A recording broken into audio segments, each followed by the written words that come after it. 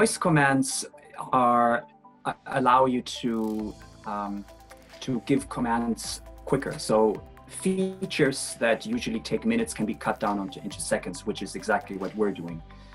And so Munadiwa has been doing this amazing work on the Alexa integration, right? And something that would take me a bunch of clicks, so spending a few minutes opening my laptop, going onto the page, selecting the questions and sending off the quiz to students. This can be done in one sentence if you have the right words. And that's pretty brilliant. Voice technology, especially on the platform that we're developing, would be useful for taking personalization to a more intimate way. Because, for example, when the teacher says open ZenTeach portal, they're taken exactly back to where they picked up. And so it just goes back to connect with what Philip said, that it really saves time and then it really personalizes the whole experience. It focuses on the teachers, and the first step would be, of course, logging onto the portal.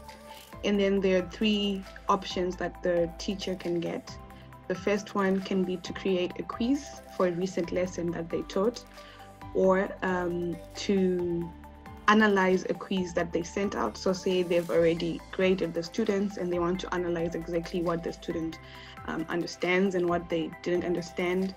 And then the third part would be to plan an upcoming lesson and to make their life easier in terms of just planning everything, and also to keep them on top of all the points that might be needed to be covered according to the syllabus and also according to what they had previously taught their class.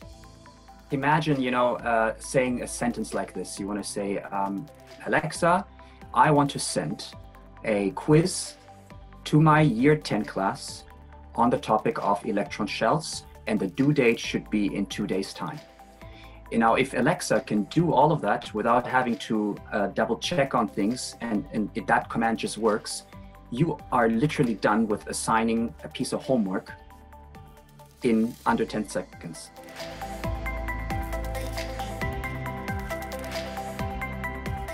The majority of the unnecessary workload on teachers is due to lesson planning.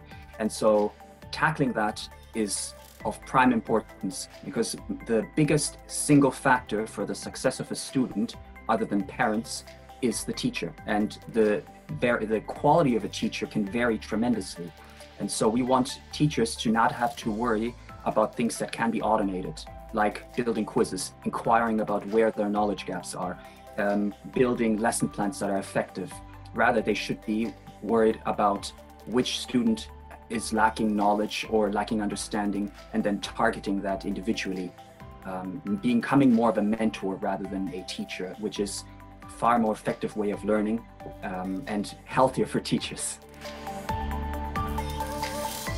The short-term benefit is hard to measure. We have to still get off the ground with our current prototype and have enough teachers on board. Once we have enough of a mass who can start doing experiments, putting people into groups, Alexa versus not Alexa users, and see through questionnaires, for example, if there's a significant difference.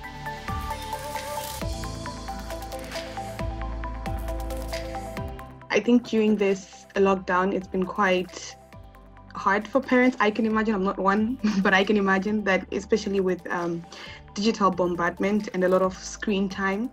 But with voice interaction, that could be a way to reduce screen time and this kind of digital bombardment, and to sort of slow down, the process of students or pupils having to refer to their phones, but instead they can just say a voice command without needing to, stop reading a book if you were reading from a book and then interact with it. I think that would be a better tool to use in comparison to actually being in front of a screen.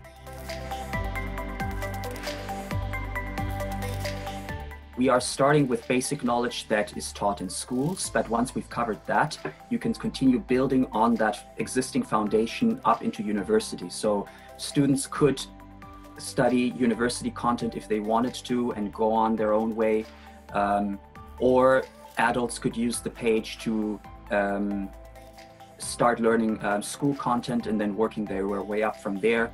And we also encourage experts from all various kinds of fields to come in and contribute their content so that the network can grow. And so there is definitely, for every single human being on this planet, the idea is to create learning content at every single level. So you can get in whatever your prerequisite knowledge is, whatever your foundational knowledge is, you just choose your point of entry and you work towards a goal that you define within the network. You can easily select a starting point and where you want to go, and then you can make a drill of 20 questions, and you can easily revise or learn some new concepts, regardless of what your educational background is or whether you're a student or not.